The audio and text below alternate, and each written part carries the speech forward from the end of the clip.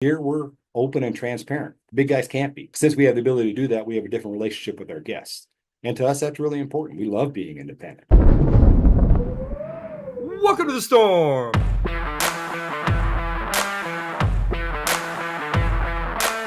I'm your host, Stuart Winchester. Mount freaking Hood, one of the great zones of North American lift serve skiing.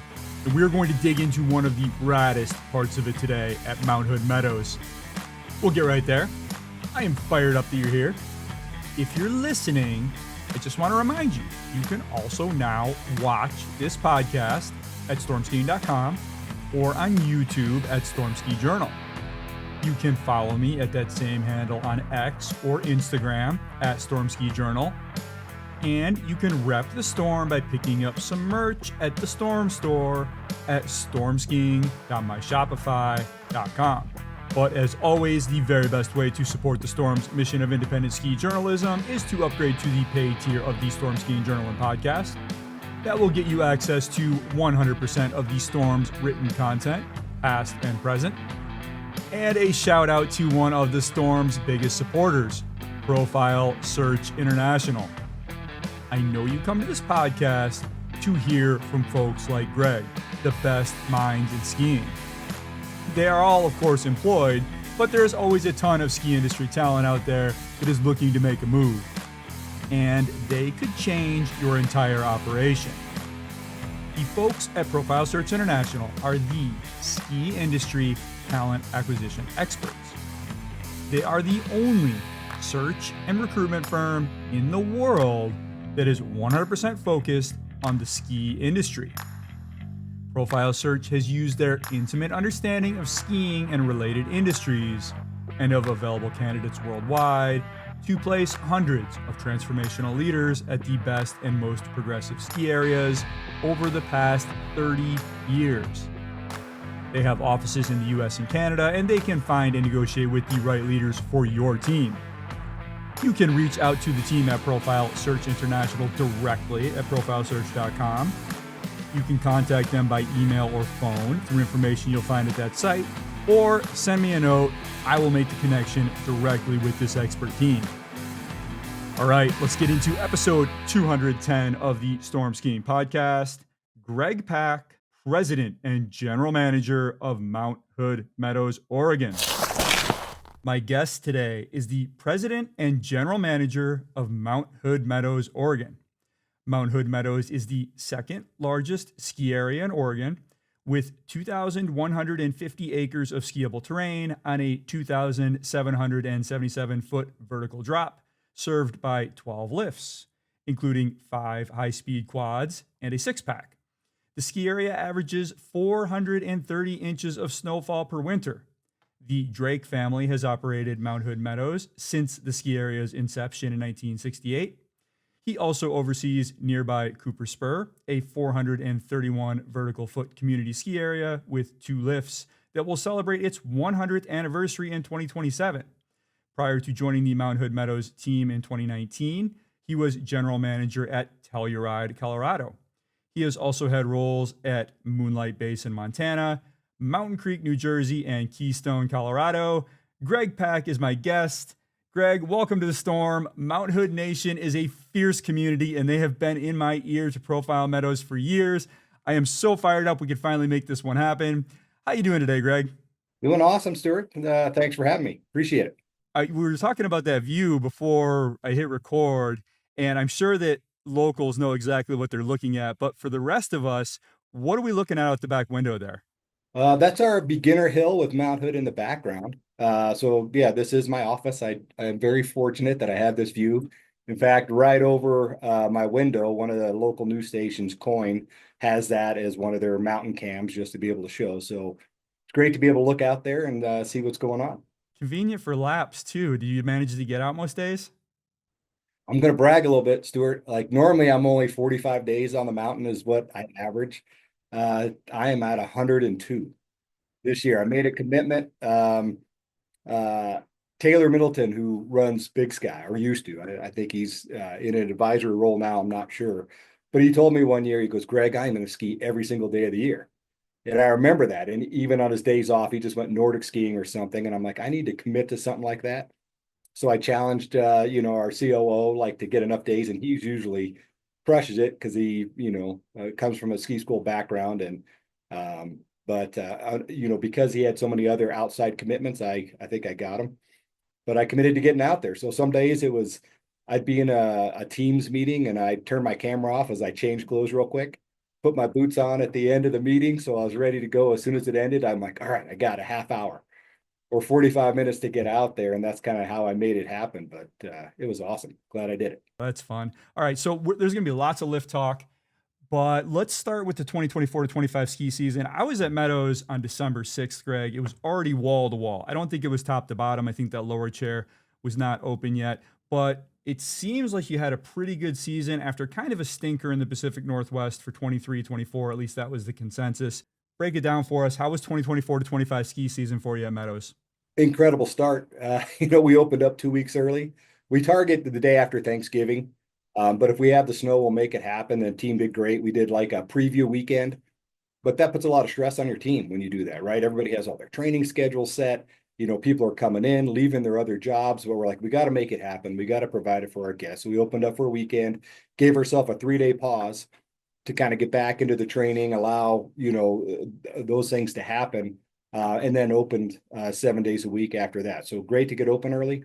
Really helped our skier visits. The snowfall in December was incredible. January, I think we only had 19 inches or so. And, just like in the first week, we had a little bit in the last week, in the middle there, nothing. But luckily, we had enough snow to make it through. So, yeah, we are blessed. So you mentioned the early opening and how you have to rally the folks to get up there on the mountain. It's interesting because you're right by Portland, and a lot of folks there consider it their local, even though it's a little bit of a drive. But you're kind of out there, so I imagine that presents some challenges in getting workers, especially when you need to spin real quick and get a bunch of extras. What's your labor situation like? Or what is it like recruiting up there? Do you have a good core that comes back every year, or do you have to start all over again? We are really fortunate. We have a good core that comes back year after year. We have had people that have almost worked here since the beginning, really close. And we just did a 10-year celebration this winter, honoring a bunch of those people. Great to be able to celebrate with them. So we have people that come back year after year. A lot of part-timers is just part of, they want to be part of the ski business. They love it. And they come out and do that. So we go from about 117 full-time year-round employees to about 1,400 this year. But again, we have a lot of returning people that really enjoy this place. And if we do it right and operate a good business and take care of them first, it really does allow people to come back year after year. We have some affordable housing. We bought our first affordable housing this year. We worked on that, remodeled that. We master lease some places as well for our team to be able to do. And then we also provide transportation from both sides of the mountain. So we have people from the Portland Sandy side.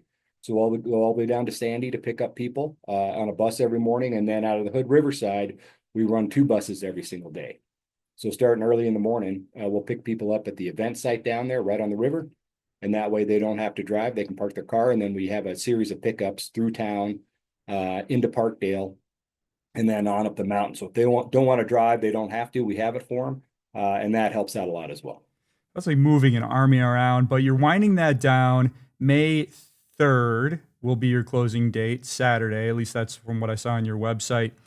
Your neighbor, Timberline, is famous for staying open into September when they can. Is that ever been something that Meadows has considered? Has it ever been part of the culture and you've moved away from it? Is there a reason you closed down that early, or is it just a matter of, okay, there's only so much business left and it's probably going to go next door, so let's wrap it up? That's it right there. Yeah. Most you look at Colorado resorts, right? A lot of them are closed right now. First week of April, Telluride closed, Keystone closed. They know it. You don't make any money after that point, right? You're going backwards. The cost to operate versus the skier visit you're going to get dwindle, and it doesn't make a lot of sense. We're in the same boat, but we do it to drive pass holder value. We want to make sure that we're committing to a longer season. We think first week of May really suits us well. Last year, since we didn't get open early and had such a poor early season snowfall and so challenging and had limited terrain open, we're like, let's add value to our pass holders. They're really important to us. So we went to the third week of May. And so we have years we could go farther into May. We could groom and move stuff around on the upper mountain and cobble together some way to be able to ski it.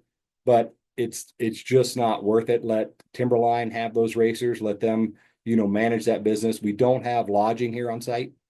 So it doesn't make sense for a lot of the ski clubs to come here and train. So for us, it's really a financial decision. But again, we go longer than we probably should. And I think first week of May really sets us up good for our guests. Do you know off the top of your head how many operating days you had this year? 152. Yeah, that's an amazing number, and you only missed 50 of them on Yeah. skis. I know. I take it one day off a week, and then some days I just couldn't make it happen. Yeah, no, that's a good percentage. All right, so happening in the summer as always. Meadows recently announced the retirement of the blue double. That chair is as old as Meadows itself. It's been there since 1968 when it opened. Tell us, though, why, Greg, it was time to say goodbye to blue. Well, I think everything has a lifespan, right? You look at something and you're like, we didn't, when we put the new Mount Hood Express in, we knew we did not need that lift. Redundancy, amount of capacity we could get up there. There's limited terrain up there, putting a lot of people in one spot, but we wanted to keep it as a backup just in case, in case we had problems or challenges with the lift or something didn't happen. And, it was good. We worked through some bugs that first year, but the second year, we were also concerned with wind. We used to run that lift in high windy days that our old four-place chair couldn't handle.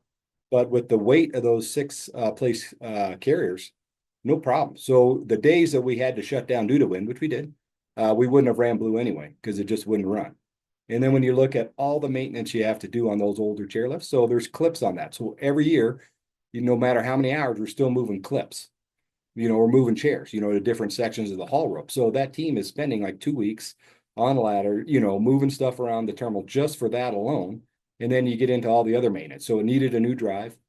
It needed a new comm line. Like it started being like, okay, we got to invest a lot of money just to keep this as a backup lift. It doesn't have comfort bars on it either. It's one of those things we tried, but because of the halos that go around the tower, we didn't have enough clearance to make that happen. So you kind of put that all together, and at some point you're like, okay, we got out of that lift everything we could get. We could still continue to run it because I think, good quality lifts, steel, you maintain it, you do all your inspections, you do your NDTs, you take care of the lift appropriately. It's still safe to run. You're not really concerned with that.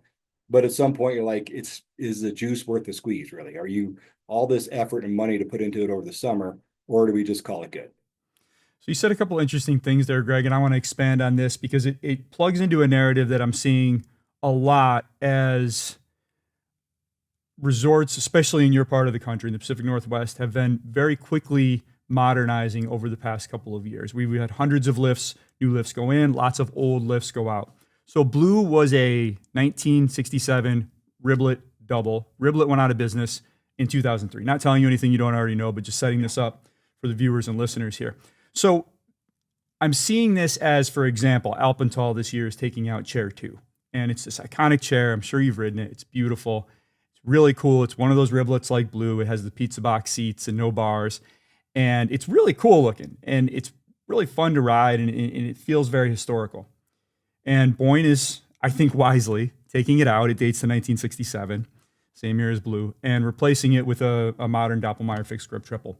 And you mentioned also the bugs that you had to work out of the Mount Hood Express for the first couple of years. What I'm getting at here is there's a narrative that takes over when a resort takes out one of these beloved chairs that I see a lot that says, why are you taking out the old chair? It works great. They don't make them like they used to. It's just a nice machine. You put in these new lifts, they break all the time. Curious how that matches with the reality of running a resort and being the one who actually has to make sure that all these things are spinning every day as you look at these old lifts, which, yes, are simpler, and the new ones, which are, yeah, maybe a little buggier at first. But what's the reality of running them when you look at that simplified narrative of old, simple and good and reliable, new, buggy, and too complicated? Well, I don't know necessarily that the new ones are too buggy and too complicated. I mean, there's a little of that, right?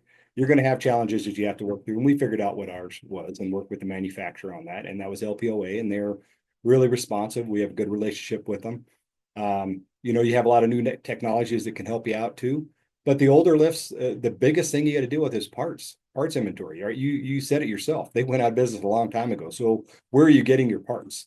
There's some are remanufactured by certain people or have set something up, but otherwise you're going after older lifts installs, and then you're trying to get all the detailed maintenance on those specific parts, or you're taking those parts like we have, and then you're sending them to a third party to be tested, NDT'd or ultrasonic testing, or doing what you can to make sure you're getting a good, something with good integrity on it. So there's a lot of costs that goes into some of those older lifts to try to keep them going. And when that part supply starts dwindling, when we made that announcement, I had 3 ski areas call going, "Hey, we want your chairs. We want this. What are you going to do with that?" And the chairs, we want to save them for our guests. They want them. They'll sell really well. We're saving some for charity, and allow them to. I just told 2 different charities. I think we're gonna do 5. But hey, take these chairs, sell them because they can get a few grand for them and really help them out. And then we're saving 20 of them for our team members. So we're gonna take. If you've been here over 5 years, that's the minimum to qualify. Not telling you I've been here 5 years. But that's the minimum. And then for, if you're 10 years, you get 2 entries, 23, over 40, you get 4 entries into it. And that's how we're going to distribute those. But yeah, parts is a big issue. There's more maintenance than I think our guests think about that have to go into those. And when you start talking haul ropes, start talking drives and comm lines, again, that's a lot of money to put into something just to keep it alive, I guess the easiest way to say it. So you have a thoughtful plan for the chairs. Hull rope, I understand, is coming off.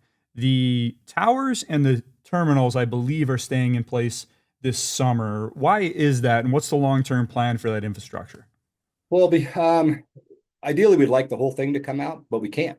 The comm line currently supports some fiber network that goes to the top there for our cell phone coverage for the mountain. So we have 2 different cell phone providers that rely on that network for their Mm. systems. And we want our guests to have good coverage. We have agreements with those. We could change those, but the right thing to do is keep those in place for now. We can figure out a new way to route that stuff up the mountain, which we are. We're going to look at, can we route it on Mount Hood Express and add another fiber line up that? That solves that problem. But we also have night lights on those towers. So do you take down a tower to then put in, another disturbance to put in another light pole to do it just because it looks a little different? I'd rather just keep the tower there, keep the night lights on there. It has all the infrastructure. So eventually the majority of the towers will come down. I can't say all of them will, but we knew it was time to make the decision on the lift. So we'll do that pretty quickly. And then the remaining part of the infrastructure, we don't need the top terminal up there. We do need the top ramp and the protection because we have a lot of equipment and communication stuff up there. If you look underneath it, it's huge. But we also have plans, and we've had preliminary talks with the Forest Service. Do we make a viewing platform up there off of the old lift, 7 towers? It's a pretty unique install there. Do we make some kind of viewing platform for guests to be able to look at winter and summer? The bottom terminal will go away though. There's no need to kind of keep that. But then we also have a huge counterweight we got to get rid of as well. Yeah, those you just mentioned 2 really interesting components of that lift, and this is, I think, part of the charm of these old lifts is the overbuild that went into them when we didn't have this precise engineering. So you have that cluster of breakover towers at the top, which is really just kind of neat to see, and then you have that visible counterweight, and not only is it visible, you actually ski under it, and there's Yeah. not that many that you do that. I'm wondering if that aesthetic piece of it is that going into your thought process as you decide not to rip this out right away? Do you think maybe this can be an emblem or a token on the mountain to Meadows history, or am I overstating it here? No, we've talked about those exact things. I don't think there's anything super attractive about the bottom stuff, but I'm sure our terrain park guys want some of those components, right, to put there. They'll be looking for that. And the top terminal, I think it is unique. So the more we can we can keep that intact in some form or fashion. Again, the deck to us makes the most sense. Can we do that off of that infrastructure? We'll find out, but then you got to get an engineer to look at all that, and then you got to do all the testing on the steel, and they got to come up with their own calculations. Does it make sense to keep part of history there? Does it make sense to re-engineer something to support a viewing platform? We'll find out. Well, we'll stand by for that. So you said goodbye to Blue April 19th, the last Blue Ra, you called it. That's a cool name. I didn't get to ride Blue the day I was there. I think the only day you spun it this year was for that finale event. But how much fun was that? And did you get a sense that your pass holders and longtime skiers got it? They understood it? Was anyone salty about it? What was that event like? Not too much, it was more reminiscent. People are like, "Oh, I learned on that chair." And I think it was a rite of passage. If you've seen that ramp, that unload ramp, it's big and steep. If you're a beginner getting off that lift in 1968, you have to be scared as all get out. That is probably one of the most intimidating ramps around. So yeah, people are reminiscing that as a rite of passage to be able to do it. But for the most part, they understood. People showed up dressed in retro. There was a bigger line for Blue than there was for our high speed six pack. So you went down there and it was spinning for only 2 hours, but people wanted to get their last ride. But it's a center pole chairlift, and they're all just kind of hanging on too. There's an excitement level when you're that high up in the air going up that lift. So I think most people got it. A few, comments on social media, but I think when you run your social media right, your guests step up and answer those questions for you. And we had a lot of that. So most everybody got it. Okay. Well, we'll say goodbye to Blue. You got a couple more riblets still on the mountain, and we'll talk about those in a minute. Let's talk about your season passes here, Greg. You made some subtle changes to them this year, as most mountains do most years. I want to talk about first this unrestricted free lift ticket that comes with your all access and value passes. I think this is really neat. I'm always a little bit of a grump about the Epic and Icon buddy tickets because it's like 25% off of $250, which is like, oh my God, or 300 in some cases. It's a little crazy. I like the idea of a free ticket to bring a friend who maybe doesn't want to put out whatever it is it costs for a day ticket. And I don't think yours costs 300 a day, and maybe that grabs onto them and brings them to the mountain on a more regular basis. But talk about that component of your season passes and why you started it and how much that matters to your business, to your season pass holders. Well, there's two components to it. One, we want people to buy before our May 31st deadline, right? So that bonus ticket is only available to that time, and then they get that bonus ticket. It's to encourage them to buy early, and we're dynamically priced. So that the price of that season pass is only going to go up.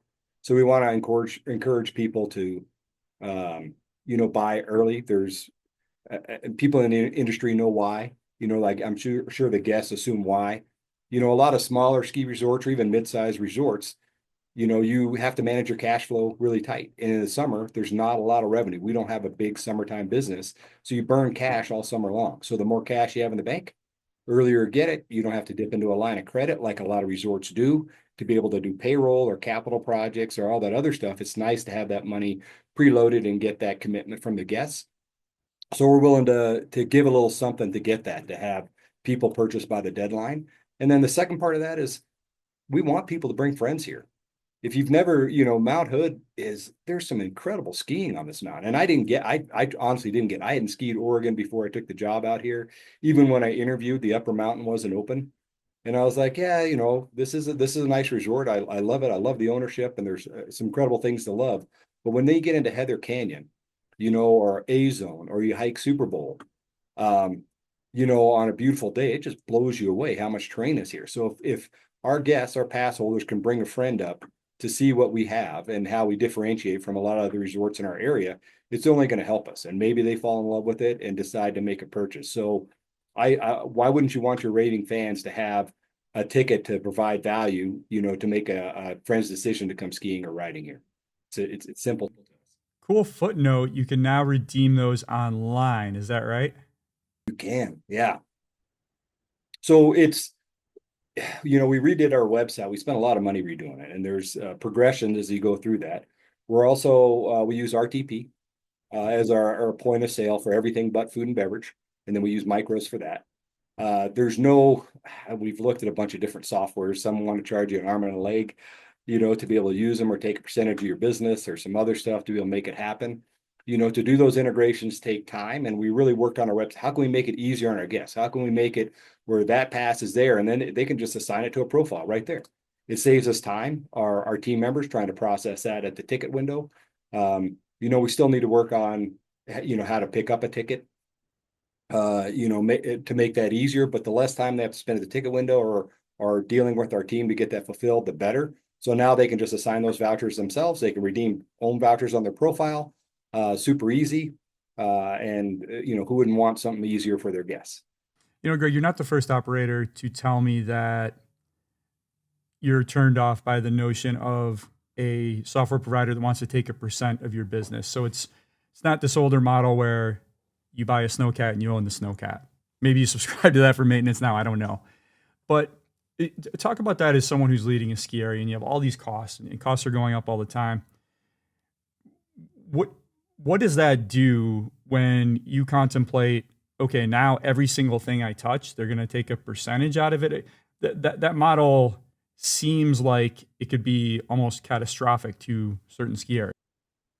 Yeah, I've looked at them, just doesn't make any sense to me. I mean, we're gonna, we've grown our revenue, top line revenue here huge, just in my time frame. It's not me, right? We have a really good team that does that, some really good stuff. But you look at the number of dollars, and I'm like, if our software costs went up, by that same percentage from what we were paying, uh, it makes zero sense whatsoever to me to do that. Is there a percentage that may make sense, or a rate where it declines over a certain threshold, like say X percent up to this range, and then now we'll only take this, or it caps out?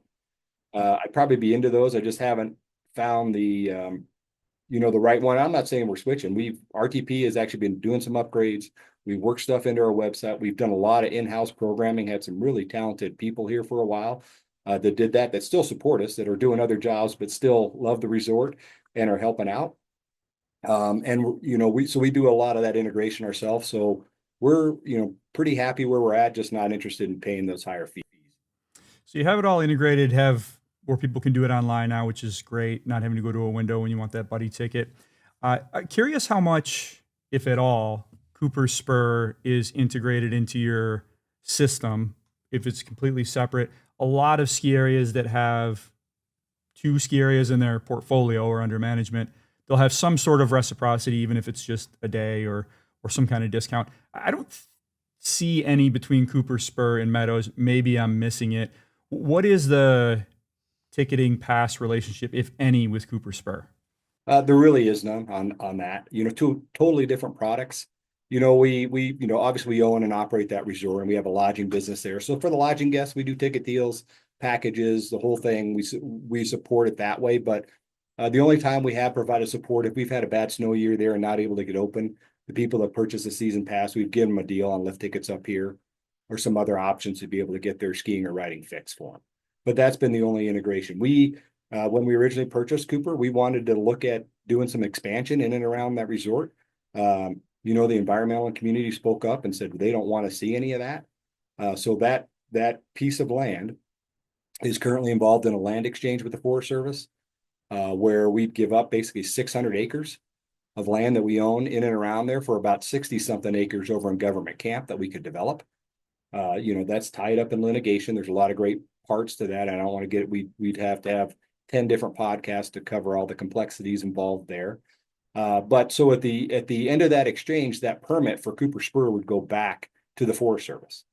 And then they would make that decision of, would they allow another operator? They want to put it back out to bid. Would we bid on it? So at that point in time, that's what would happen with the permit. So, there's not a lot of integration, we're working on right now with Cooper. It's its own awesome little ski area. The families love it. We have a small team that run it. We have a guy, Max, that runs the mountain, and he just owns it. It's open Friday nights, Saturdays, and Sundays.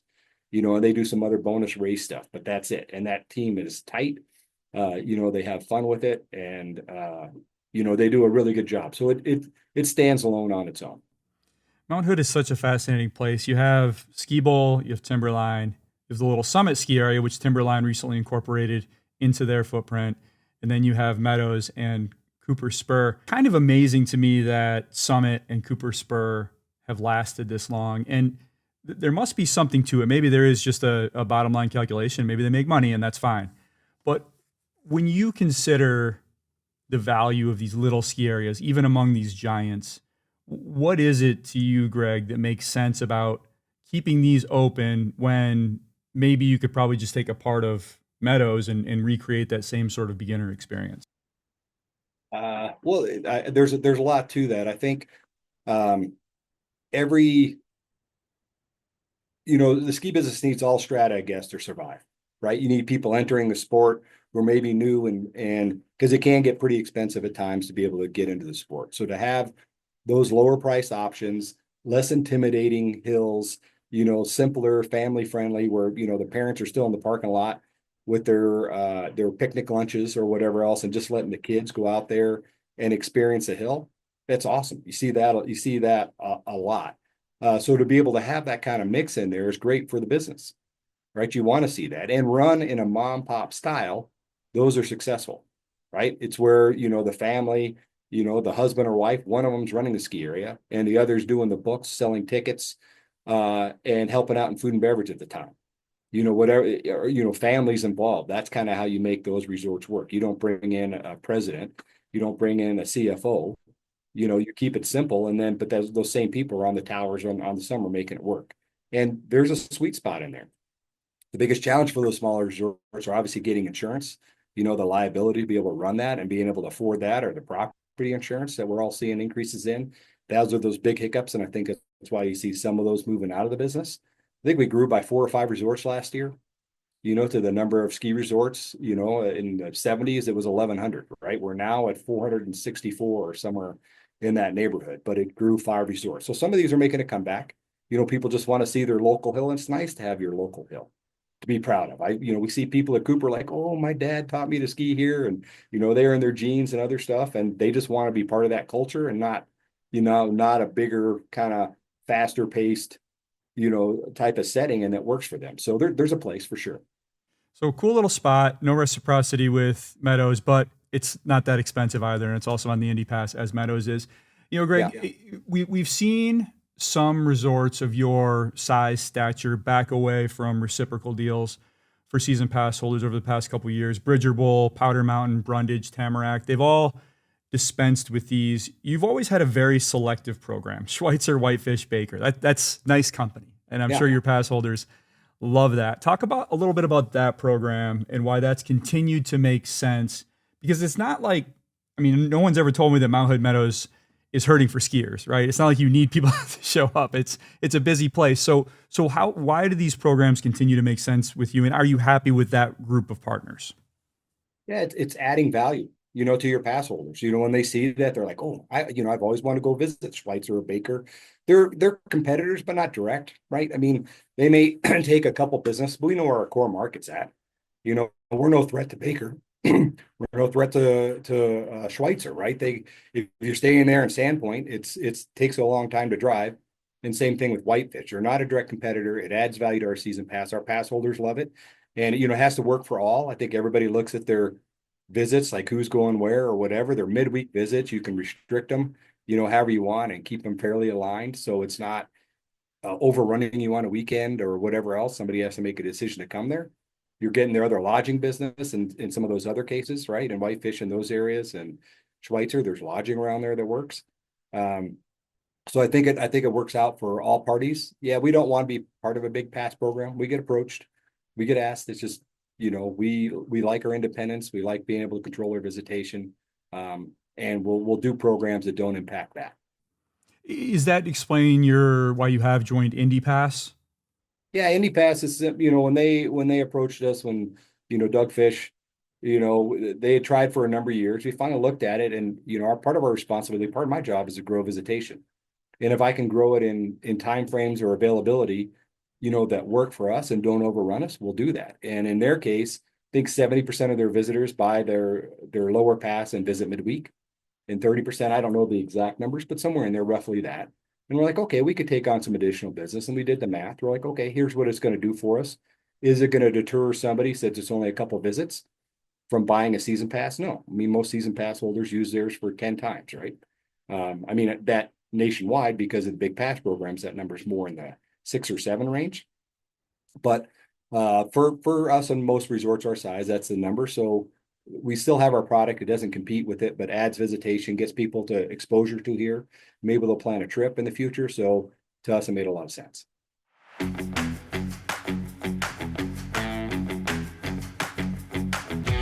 We'll interrupt this conversation with Greg for a quick note from my partners at Aspenware.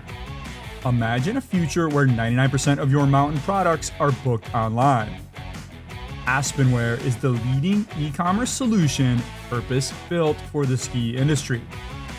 Aspenware creates customized e-commerce platforms that ensure resort guests spend more time doing what they love and less time standing in lines. Utilizing the team's extensive industry experience, Aspenware strives to make the resort booking process seamless with a mobile-friendly, simplified sales process that anticipates the needs of customers at every part of their journey. Based in Denver, Colorado, Aspenware stands apart as an innovator. They understand the value that software and technology bring to a mountain resort, and they strive to create solutions so good they seem invisible. Visit aspenware.com to learn more. All right, back to Greg in Mount Hood Meadows. You mentioned you hadn't skied in Oregon before you took this job, and I mentioned in the intro you've worked all over the place. So where did you grow up? Did you grow up skiing? How did you get into this business? The first time I skied, I was probably 10 or 11. And I was just, hanging out with a friend. His mom's like, "Do you want to go skiing?" I had jeans on. I didn't know what they were doing. And they took me to ski Broadmoor. I grew up in Colorado Springs. And it was horrible. It was the worst experience I had ever gone through. I didn't want to ski ever again. My friend just dropped me off midway, basically pushed me off the lift. He just kept making laps off the top. And I was struggling just to stand up on my way down. I was soaked. It wasn't a great experience, but in junior high, our PE teacher did trips. A lot of the cute girls were going on that stuff, but you got a bus ride. So I started doing that on junior high ski trips and absolutely loved it. In fact, I didn't come from a well-to-do family, awesome, mom and dad, very loving, but we didn't have a lot of funds. So I helped clean the bus, to reduce my price. Like I was doing it and I'd clean the bus afterwards, so I didn't have to pay the bus fee. But I started loving it. And then in high school, like friends and I turned 16. My parents trusted me. We'd take a car up to the mountains and go skiing on all like the Gold Sea coupon book days or the Grape Nuts days that they had. We skied Monarch and A Basin and Keystone, Copper, Loveland. And then we do overnights. And my parents gave me a credit card. They trusted me. I don't know what they were thinking. But I was somewhat responsible. But we'd put like 10 people in one hotel room, 10 guys in one, you know, 8 girls in another, and then we thought we were living the life. In fact, we even go try to buy booze by not shaving and doing the whole bit. In Colorado, you could drink at 18. But there are places you could still have that, but we had a blast. And I remember I remember looking at the lift operators and I'm like, that is the coolest job in the world. Like they're fun, I was like, they are living the life. And as a younger kid, you're looking at them going, I want to be able to do that. So when I started as a lift operator in 1989 at Keystone. I thought it was just a break, something to do different. I wanted to just experience that. But, my first day on the job, Stuart, I saw the director of mountain operations on a snowmobile. I saw him going skiing. I saw him ordering people around. I saw him in his office. The very next day, I saw him hop in a helicopter because they were looking at the Outback as an expansion area. That was already in the plans. And he flew in a helicopter and landed. I'm like, I want that freaking job. Like, that is the coolest job in the world. Like, who gets to do all that? Like, they're a business person. Like, I saw them in their office. They're doing all that. And so I set my sights on that. I was very fortunate. Was able to work my way up to mountain manager at Keystone, and just realized you can be in and out of this business, but it is so fun to be in and be a part of. And it's just such a young, youthful culture. People are in it for, nobody's parole officer told them you had to work in the ski business. You're doing it because you want it, I hope. Maybe situations where you're not, but you're trying to be part of something. And to me, it's very special to be part of. Let's go back to that moment in time, 1989, I believe you said, at Keystone, which was, it's an interesting place to zoom in on because it's before Vail owned it, going Keystone. It's before any sort of super pass. If you look at the trail map of the front of Keystone at that time, I think it had 10 or 12 lifts on it, right? A lot of old, slow, fixed grip lifts. We had zero detachables except for the gondola. Yeah. We had old Von Roll gondola. That was a Jan gondola that was converted to Von Roll. Yeah. Right. And I don't know if North Peak was open yet. Outback, as you said, it wasn't. Yeah. Okay. So I don't know how closely you followed along with Keystone or when you left, but just taking Keystone as a symbol of the industry as a whole, what's it been like for you to watch Keystone go from this just crazy chutes and ladders mountains with all these antique lifts to this Vail Resorts headliner with all these six packs shooting all over? It has far fewer lifts today, actually, but just faster and more efficient ones. But just to watch that mountain grow from just this little place up in the mountains to this international destination. Uh, it's incredible. Yeah, I worked on Peru when it was a fixed grip double chairlift. Like we didn't have that stuff. But this is Ralston Purina owned it, and then they spun it off the Raw Corp. So even pre-Vail Resorts, I think we did 4 new lifts in a year. Doppelmayr chairlifts, like it was a big expansion. And then the Outback, with detachables and a fixed grip coming out of there, like it was exciting to be part of. In fact, my first summer I worked at the stables as a wrangler, taking out trail rides, driving the wagons, draft horses, absolutely loved it. But I want to be back on the mountain this summer because I felt like I was missing something. So we did a lot. So to me, it just seemed like the right thing. Oh, companies just reinvest back into the resorts, and then you don't realize how lucky you are, to be in those kind of situations. And then, yeah, Vail came in, a lot of money. I mean, there's some great terrain out there that I probably never thought we'd get to. Skiing, it just seemed out of bounds or unattainable, that they've now expanded lifts into, which is, great for the guests. That's exactly what they're looking for. And I think, if you have a special use permit on the forest like they do there, I mean, that's where the forest wants you to concentrate recreation is there, right? So give you the ability to do that, to be able to expand and into those areas. I think it's good for the sport. People want faster, quicker, quieter, more reliable lifts. That's what they want. They want to get more skiing in. They can get their skiing in 2 hours, 3 hours. So I think it's great to see that kind of expansion there. So you grew up in Colorado, really settle into the industry in Colorado. At some point, you end up in Mountain Creek. Now, I have a special place for Mountain Creek. I love Mountain Creek. I've been a season pass holder for years. Now, as someone who lives in New York City, it's great. I got 1,000 vertical feet. It's got high speed lifts, and it's an hour and 15 minutes away if I go there on a weekend morning and do the early ups at 8. Curious to hear your point of view, though, or what you thought about Mountain Creek as someone coming from Colorado who'd always worked there. And I don't know if you'd ever skied the East before, but you come to this because it's insane. Like I love the place, but it's bonkers. So how did you end up there, and what did you think when you got there?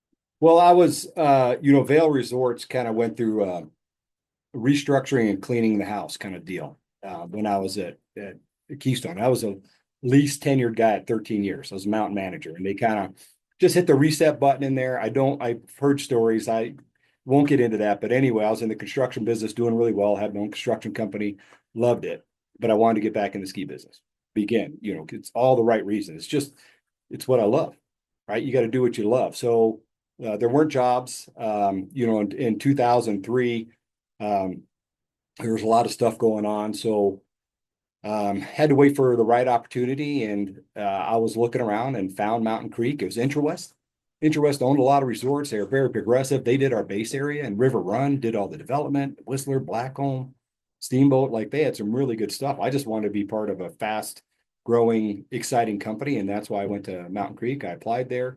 Charles Billier was the GM there, and really assembled a really good team because he was directed just to grow this place. Interwest had already developed some townhomes. They were doing a hotel that was coming out of the ground. So it was just exciting. But I thought I knew the ski business till I went there.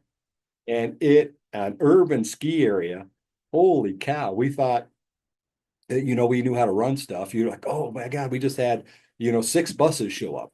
Well, try there on a Thursday, Friday night when you have 110 school buses showing up. I mean, that's what it was. Like my first night walking into the cafeteria, which was a sprung structure because the other one had burnt down. There are people standing on the tables, almost like food fights going on. I was looking at our security. In fact, I turned around and walked out. Like I had to regroup. I was just like, what did I just come into? And I was just a VP of mountain operations. I literally turned around and had to take a few deep breaths and go in there. I'm like, what am I seeing here? This is kind of some organized chaos. So totally different, 1,040 feet of vertical, 170 acres, but yet the time, 350,000 skier visits on that mountain. How do you pull that off day, night? Like it is a busy place. But I think you bring like Joe Hesham worked for us at the time. Like he was at the time, was in charge.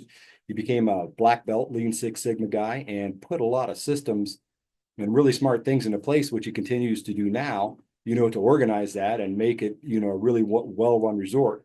But at the time coming into it, it was organized chaos, but it was a learning experience, right? Not all skiers are the same, and those urban areas can be a lot of fun, but yeah, they can be somewhat chaotic. Yeah, they've done a great job there at Mountain Creek. So you stayed there for a while. You ended up at Moonlight Basin. This is another interesting ski area, now part of Big Sky. Just take us through your experience there, and if you have any insight into why Moonlight Basin, well, we know why it didn't make it because of the financial crisis, but if it could have long term, or if it just makes sense to be part of Big Sky. Yeah, I got headhunted to go there, and it was just an incredible opportunity. You go see it. It's between two wilderness areas. They had 8,000 private acres. Originally started off 25,000 acres. Lee Poole, who owned it at the time, unfortunately, he's passed. Now, awesome guy, incredible guy, really good. He was a visionary. He wanted to provide high level service. He wanted to do things different, than the ski industry. Just high levels of service and the whole bit. So I was really attracted to the growth because they wanted to be independent. The original plan was for Big Sky to run Moonlight, but at the closing table, depending who you listen to, whether it's Stephen Kircher or Taylor or Lee Poole at the time, they all had different stories for me, just slightly different what collapsed at the closing table. But Moonlight decided to be its own independent resort. I think Burt Mills was their first GM to run it. And I followed him, and we it was exciting. It was fun to be part of a independent resort with that kind of structure, those kind of bones, because it is amazing skiing, right? It's private deeded property all the way to the top of Lone Peak. And again, two wilderness areas, a very unique experience. And they were trying to do um, a private golf club and investment and all the other stuff. But I wasn't, I bought into that at first, but when I got in there, I realized we were defying gravity. Right? It was all based off of real estate sales. I knew what the resort did, and we grew skier visits there, but that wasn't going to support itself. And you kind of knew right away, all right, it made the most sense for it to be in Big Sky's hands, right? Co-managed neighboring resort. Yeah, we had a big $170 million loan from Lehman Brothers. They went bankrupt. We filed for bankruptcy protection from them. We are in receivership. I managed the resort through that process. It was, trying to hold on to jobs. I had Lehman Brothers telling me to shut it down. They're like, shut it down, Greg. We're going to lose less money. I'm like, no, I had to call in favors from outside the industry to try to get to influence that decision, which we were ultimately able to do. But it was a crazy time, but I knew Big Sky made the most sense. And, Cross Harbor Capital, they were very upfront and honest. They ended up financing the deal and helping make that whole thing happen with Big Sky. And they were treated me extremely well. In fact, they were like, hey, we want to keep you on doing this kind of stuff. We'd love to have you here. You're not, Taylor's going to run the whole show, but we have a place for you. And then just by chance, the owner of Telluride Ski and Golf called me and said, hey, I want you to come run this place. So it was just kind of lucky at that time. Like I would have stayed there because it's a special place. Love Bozeman, love the people I worked with, and Stephen Kircher and Taylor. A lot of respect for those guys. So would have been great to be in that mix somewhere. Didn't know exactly where that was going to fit, but I couldn't pass up on Telluride. So Telluride, you go to Telluride. That's another really special, really unique place. Talk to us about Telluride. What it was like to run that resort, and ultimately why you moved on to Oregon. Um, well, that's again another could be multiple podcasts on that. But resort incredible, right? Some incredible skiing. Some of the challenges there's two different towns. You got the town of Mountain Village. You have the old town of Telluride. There's always battles between the two, and you're running a ski resort that touches both. And then you also have a gondola system that's owned by the town of Mountain Village that provides ski and guest access to and from. So you have to navigate that. So that was probably the more challenging parts of that. But again, amazing resort, amazing town. Would love to still be there. I just, I made a decision for myself personally, for me and my family, that it wasn't quite working out there. So I stayed there after I resigned for another few years to let my kids finish high school, teenage girls. Didn't want to disrupt them. And so I ended up working for a company called Telluride Investments and a medical device company. We're a medical device incubator group. Again, doing stuff totally outside the ski industry. Great learning curve, but it wasn't my passion, and I wanted to get back in the ski business, and was able to find an incredible opportunity here. So Telluride's undergoing a little bit of a community mutiny right now, and some folks want the owner to sell the resort. Any insight you can give us on the dynamics of being in that town and that community, and maybe some of the tension between the residents and the resort? Uh, Again, it's a pretty touchy subject, I guess you'd say there. I think from the time I first started there, people were saying the same thing to me as soon as I got there. Hey, how do we have this change ownership to something that's kind of looking long term, and really investing back into the resort and making some of these decisions. Um, the owner there is his own individual. He owns it. He has every right to run it and manage it how he sees fit. He makes those decisions. Kind of one of the reasons we parted way. We just had different philosophies, and how a resort should run and operate, and some align with my values. And those are the type of companies I want to be associated with. So I you've seen what's going on there. It's in the Denver Post now. So when your resort's making the news 7 hours away about how you run it, it's unfortunate, because again, there are a lot of good people there trying to do a lot of good stuff. It just it's unfortunate that they're in the situation they're in. So chemistry is important. So you get to Oregon and you're working for the Drake family. And the Drake family has operated, as I mentioned in the intro, Mount Hood Meadows since the 1960s. So the entire time that it's been open. Talk to us a little bit about the Drake family here, Greg, and their legacy and their vision for Mount Hood Meadows and what it's like to work for them. Well, it's exactly what drew me to here, Stuart. Like um, when I did reach out to a headhunter and just said, "Hey, I'm interested in getting back in. My kids are headed out. I love this business. Can I find the right opportunity?" And he goes, "Oh, I got one for you." And when I interviewed here and talked with Matthew, so Matthew's the chairman of the board, and their family has a majority ownership. We have other owners involved as well. And Matthew does not run it like I own this resort. He is very much relies on our board of directors for decision, and our team here. It's an awesome relationship. And the way he was explaining it to me is how they operate is, hey, we do our team first. I have these board seats and all the other stuff. I've signed it to an outside person to have outside influence on here. We make decisions this way. We try to do we try to make the right decisions here. And I was like, well, yeah, sure. Does a company really operate like that? Is that true? And when I got here, it was true. Like I was like, oh my Lord, like we're able to make the right decisions, for our team, for our guests. And we'd have situations of like, hey, here's the deal. It's going to cost us this much more money, but I think it's the right way to do. And 100% support from the board. So they're just like, yeah, it's the right thing to do, go do that. So to have that kind of support was kind of a dream thing, where they're allowing you to do the right stuff and run the resort and make decisions and do good long-term planning and put a lot of money back into the resort. So when I first got here, broke ground right before I got here on Sahali Lodge, $18 million project, new day lodge, revolutionized our food and beverage service, took pressure off a bunch of other areas. Great. Mountain Express, $11 or $12 million project, to increase capacity and reduce wait times, even when we didn't have the upper mountain open. Huge, right? So every year, the incredible thing about this company is they allow us to reinvest all of earnings back into the company.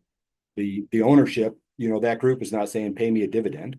Not to say they won't ever, right? But they are really like pay our tax liability, which we do, but everything else we want you to reinvest because we're long-term investors. So that's a pretty unique situation to be in.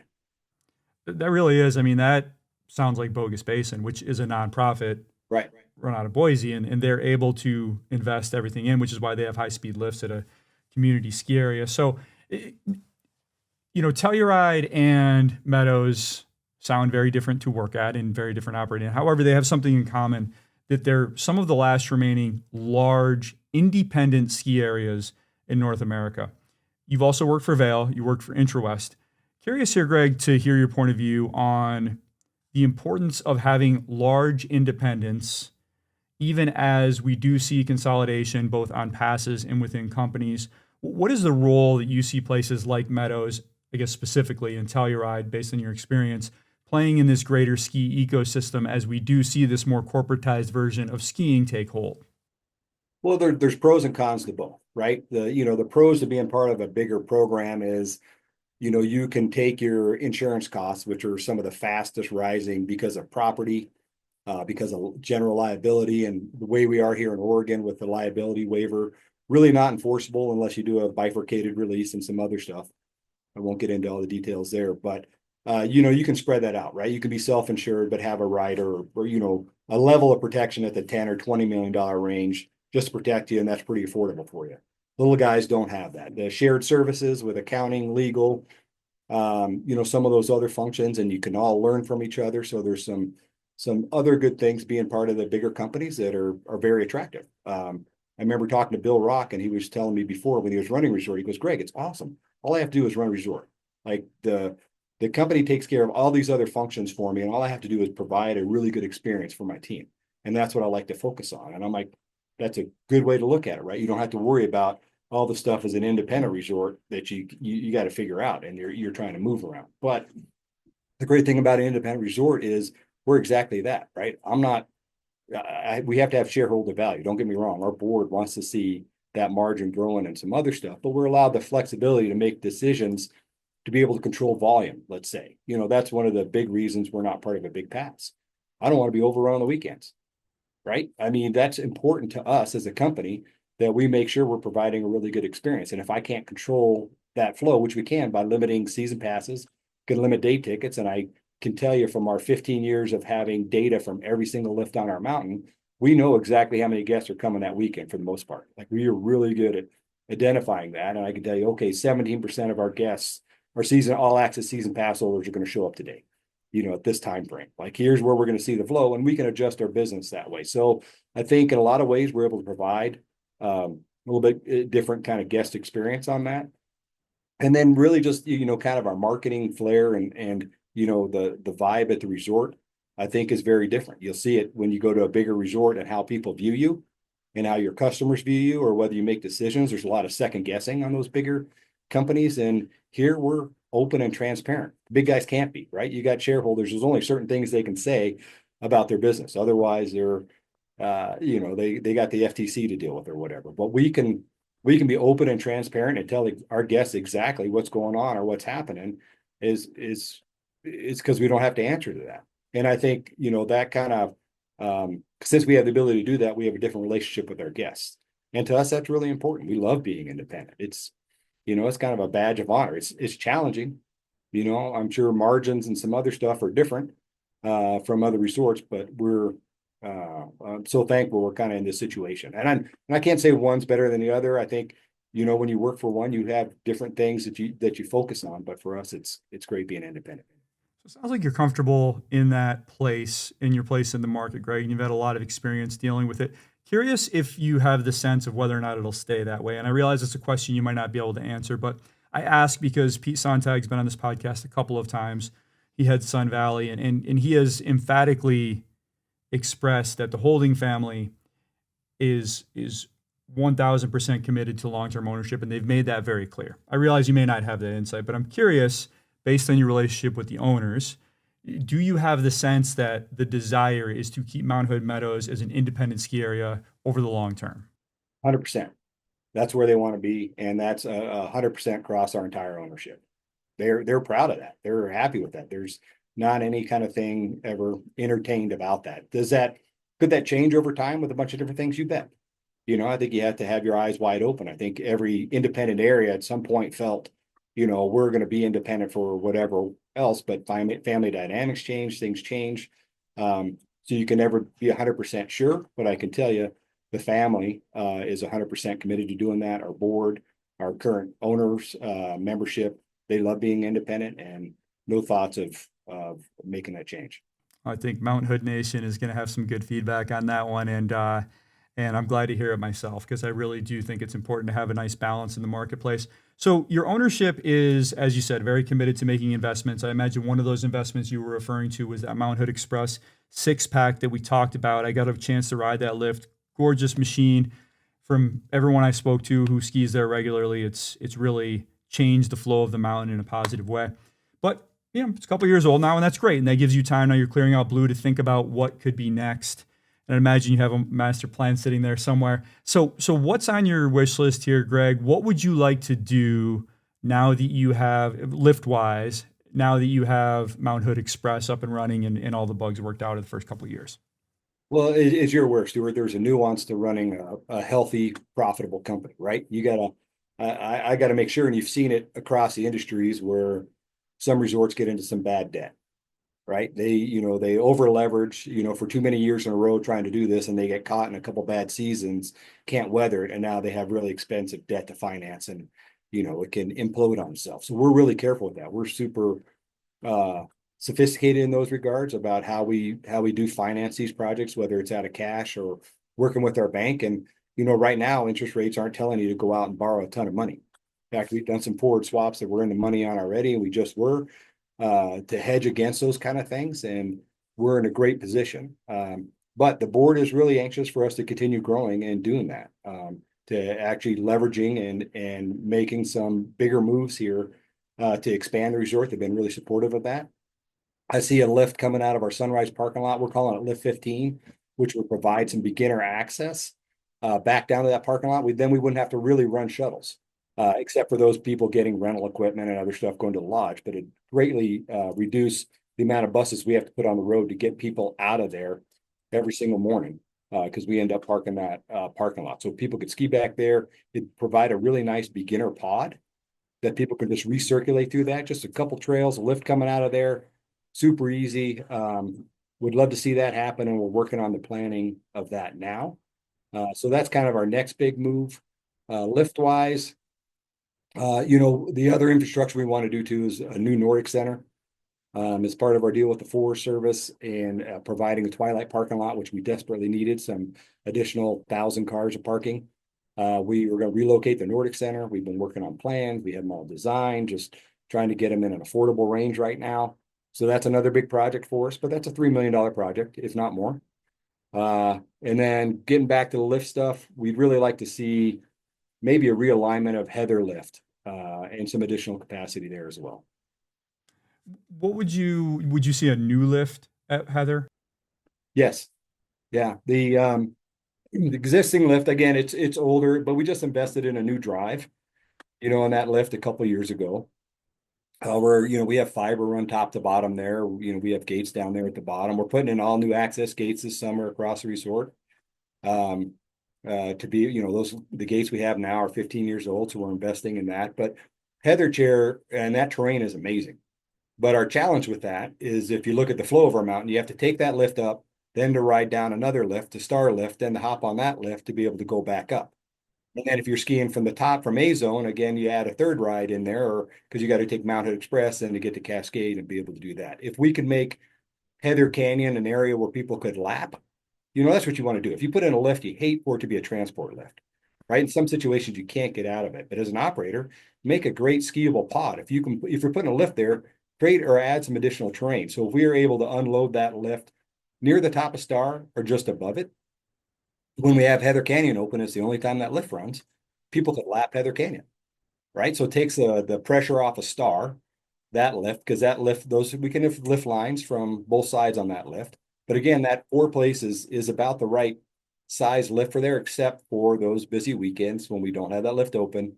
Then we'll see lines. But if we change that circulation, now people are getting more laps in Heather. It really works well for us. It's a better experience, but they can also from the top of that lift get back over to Mount Hood Meadows. They could get to Hood River Meadows. They can still access the entire mountain, but to be determined, whether the geology and everything else allows us to do that. We've looked at the LiDAR. There's some challenging things, but with every challenge, you'll meet a lift manufacturer who can figure that out for you. So that would be our kind of the second lift we'd look at redoing probably. Do you like where Heather loads? It needs to be probably moved uphill a little bit. We've had some slide path activity that have come pretty close to the lift down there. When we've had some huge storms or some activity in there, we're pretty advanced in our avalanche control mitigation stuff that we do. But, there are times you get some loading up there where stuff can run pretty far. So we'd want to be really careful of where we put that lower terminal. We don't have much room down there. But, there has been thoughts of do we run a lift all the way down Heather Canyon, all the way down to Hood River Meadows. I don't know. Some people like that idea. To me, I don't look at it because why ski something where the top third of it is incredible and then The bottom 2/3 is a road. Now, don't get me wrong, it is a beautiful road. Like you're skiing in and out of bridges, going across, and you're looking at the terrain, but you're a cat width wide, right? And you got people passing. So all you're trying to do is maintain speed the whole time. It's not super snowboarder friendly. So to add a lift, just to add that kind of thing to recirculate doesn't make a lot of sense. Add a lift where all the good skiing is done and keep people on your upper mountain and don't put pressure, back down lower. So it'd be a huge lift to get something, out of there at the bottom of that canyon. It's not great terrain. So not that it's uh, out of possibility, but to us right now, that's not what we're focusing on. So you'd look to move a new heather to unload near Shooting Star. I'm assuming Looker's right of Shooting Star. Correct. Is there a reason you're not looking to go higher? Is that as high as you can go? And we can talk about Cascade and the challenges of running that lift in a minute. Is that just a realistic place to drop heather where you can run it probably on a regular Yeah. basis as much as possible? So again, you talked about my experience, and I thought I knew weather, Yeah. just like I thought I knew the ski business till I went to New Jersey. Um, this is a different animal out here. Holy cow! Pacific Northwest, specifically on Mount Hood, you got the Pacific Ocean generating all this energy, and then it hits us with some wicked wind, rime ice, everything else like that. So our weather window, kind of where the top of Star and Mount Hood Express are, that's a good spot. The top towers are really affected there. But you go any higher than that, you're really exposed and kind of risk the amount of days you could operate because due to weather. So there's visibility issues and a number of other things there. So we need to be really careful where we place that. That makes a lot of sense. And again, up from there, Stuart, we could probably do a surface lift of some sort, T-bar, platter pole, something like that to be able to access the upper mountain where maybe we couldn't have Cascade operating that day due to weather. And we can get into that if you want. I heard you mentioned that. Um, but that could provide us access to the upper mountain in a simpler, easier lift to open with like a detachable, platter pole lift or something along those lines. Yeah, I mean, a surface lift, that's how they get to the top of Breck and Crested Butte and some Yeah. of these other places where it's just they can run in almost any conditions. Let's talk about Cascade for a minute. This is actually the oldest detach now on Meadows. And I would imagine the reason it wasn't as much of a priority for replacement is that it probably doesn't have that many hours because of the weather you talked about. So, talk about the challenges of running Cascade, which you just alluded to a lot of them. And then thinking long term here, Greg, because this lift was built in 1993, would a modern lift be able to withstand some of these things better, or is it just nasty up there and it doesn't matter what you do? Just nasty. It doesn't matter. Well, something you have to look on lift and it's not just age, it's hours, right? So when you have a lift that's weathered out a lot of time, it's not getting the hours like a Mount Hood Express. It's running day and night, right? It's day and night skiing lift that gets way more use than a Hood River Express or a Shooting Star, the same vintage. It's hours on the machine. And again, you can prevent against that. You can replace all the moving components and do the other stuff. Like last year, we replaced Cascade Drive. It's a $500,000 project just to improve the controls and lifts, but the running gear on there is fine. We had a lot of leftover parts, not leftover, but we removing Mount Hood Express or areas interested in buying that lift, but it made more sense for us to keep all those grips. They're super expensive. Now we have parts and we have the history on them that we could keep for replacing there. Some of the other components work in Cascade. Again, the new drive in there, all new running gear, other components. We have a good backup inventory, so we could run that lift. It's really the weather. They haven't invented anything. When I first got here, I'm like, I'm going to figure this out. Why can't we run this lift? There has to be something you can spray on it to get it from de-icing, get to the shipping industry, get to the power line companies. I was calling power line companies. I'm like, there has to be some ultrasonic waves that you can put on the hull rope so things don't stick or vibrate it off. I rented a concrete vibrator and strapped it to the tower and turned it on. I was like, okay, that kind of worked, but we may damage our integrity of all of our welds by doing that on a regular basis and chip off all the paint. It's a tough, solvable situation. I wish somebody figures it out to do it, but it's a lot of manual labor when that thing gets iced over and you're climbing every single run of the tower, just tapping yourself a spot to grab onto to be able to get to the top so you're not knocking off big chunks and then really taking a brass hammer. There's some days one or two whacks and it's amazing what you can get off, even on the haul rope. But there are other days where it is on there and it's multiple whacks. So it's very challenging to get to in those times. It's sometimes it's in a storm cycle and you get a bluebird day and think you got to open it, but you're still recovering from all the other lifts. Some days top of that lift, we have the snow that's over our garage doors to be able to dig the thing out, or the whole lift is buried, or we have to dig out underneath the line up top because the snow's too high and we don't even have 5 feet of clearance on the light side to be able to open that. Then there's a ton of cat work, but the cats can't get up there because they can't see because it's windy and blowy and foggy, and you don't want them in that. Could you GPS spot there? But there's ways you could do it, but it's a ton of work to get that lift open on a regular basis. I was lucky to be there on a day when it was open, so I got to see the views up there. Would a tram work up there or something like that? I think you kind of still run into the same situation. The problem is no matter what, you have to have infrastructure, right? You have to have cables in the air. Our cable freezes, right? So we have a night drive. So that means all the carriers are off, and then we can run the lift at a meter a second just to keep the haul rope and all those shivs moving, right? And you think that would stop, but that doesn't work, right? You're moving every single component, but without all of them loaded exactly right, you'll have shivs that'll freeze, or they'll just freeze on their own, or the night drive will stop in the middle of the night to whatever. It's a machine, and or you'll burn through shifts, right? The shift freezes and the haul rope's just burning right through the liner. So before you open, you got to go replace 5 liners or one liner. So you got to get team members up there to do it. So anytime you have that kind of infrastructure in the air, the rime ice doesn't care what kind of lift you are. It's gonna stick to it, and you're just gonna have to deal with it some way. All right, two more lifts I want to ask you about real quick. I mentioned earlier that you had a couple riblets left. That's not true. You have one riblet left, Easy Rider, a 1969 double. You have Daisy, a 1972 Doppelmayr double. Imagine those are in your sights for some sort of long-term upgrade. You got that nice Skytrack that you put in next to those a couple years ago. So talk to us about those two lifts and what your thinking is around them in the future. Well, in Daisy, we just replaced a drive on that a couple years ago. We're replacing the comm line on that this year and adding fiber to get over to Cascade. And then Easy Rider gets a new haul rope this year. So, and I don't think we're doing a comm line on that, but no, actually, I think we are doing a comm line. So, every year we're investing in those lifts. They still run. Easy Rider gets us to our train park. It's a good backup to Vista Express, which again goes above that weather window where we can take off part of the chairs, not all the chairs there. So we take off, put a gap on the line and leave the whole upper part. So those grip jaws don't freeze. So when they come in the terminal, they're, at least we're below the typical line of demarcation where we have problems with the rime ice.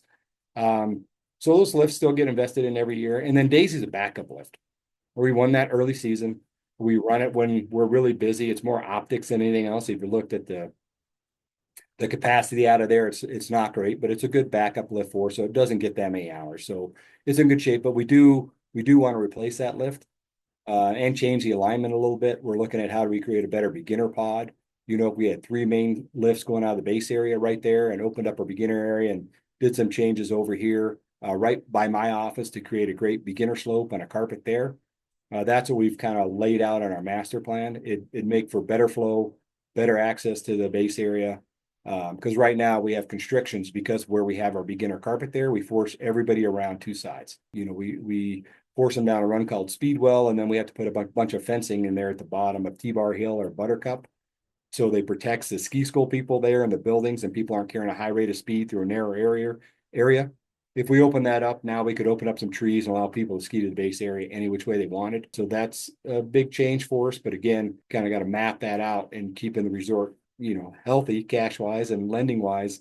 So we do have a plan. We have our offsite next week where we're going over our revised 10-year plan, how it fits in our financial model, like where we figure we're going to need some loans and where we can pull off some of these projects and how they impact. So we'll make some adjustments and get some of those projects scheduled.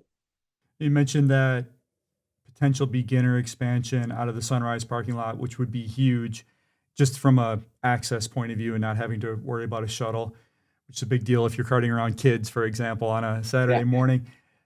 Meadows is huge, but when you zoom out and you look on Google Maps, Mount Hood is enormous. Not sure what your permit area is with the Forest Service, but is there room for any other expansions either up or out in any direction? There is. We're not 100% built out, right? We're 2,150.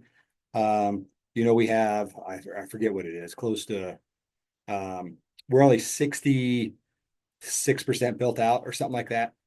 So we have other area within our permit that we can do. There's, right now, when we have the full mountain open, it is incredible, right? When Cascade, you got the view from up there, but when A zone is open and that, it's a whole nother animal to be able to ski that. And when you have, hiking from the top of Cascade, another 1,700 vertical feet of hiking to the top of our permit area at 9,000 feet. I was just up there last Friday. I took my wife up there. She had never been up there. Bluebird Day.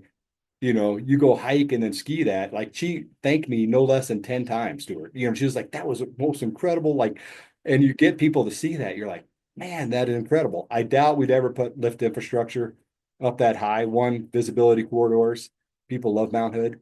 We have to be respectful of that. And two, just the weather up there is really challenging. So I don't know that anything fits in that area. So we do have some other things, but I think because of some of the age of our infrastructure, it's really new alignments, slight new alignments, replacing some of the older lifts because we're taking them off kind of one by one when we can afford to do so. So that terrain that's in your permit area, does that go down into the trees, down toward the road? Is it more in the snow fields? Yeah, Can you it give us goes a down sense to of? our access road and below there, but there's also some beautiful meadows and wetlands in there we don't even want to come close to, right? It's in our permit area. We're never going to touch that. That's pristine stuff. That's very important to us.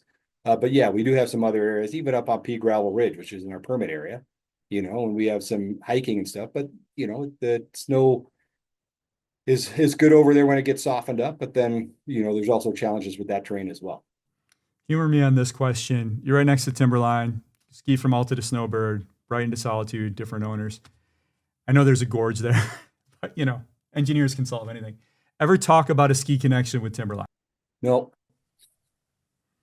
Just not going to love happen. Timberline, like Jeff and Rose and the team over there. But yeah, there's wilderness areas in there. There's other stuff to think of, White River drainage, which again, you want to stay away from. It's had a lot of challenges. The Timberline Trail goes through there. It's a cool spot. It's good segregation between the resorts. It's incredible what goes into keeping a mountain like this going, Greg. I appreciate you taking all this time. I took more time than I promised, but I appreciate you rolling with it because this is a place that, as you know, has a very rabid fan base, and they'll be super stoked to hear from you. So thanks so much for this. Congratulations on a great season, and I hope you have a chance to take a little break this summer and maybe get away somewhere cool with your family. All right. Thanks, Stuart. Take care.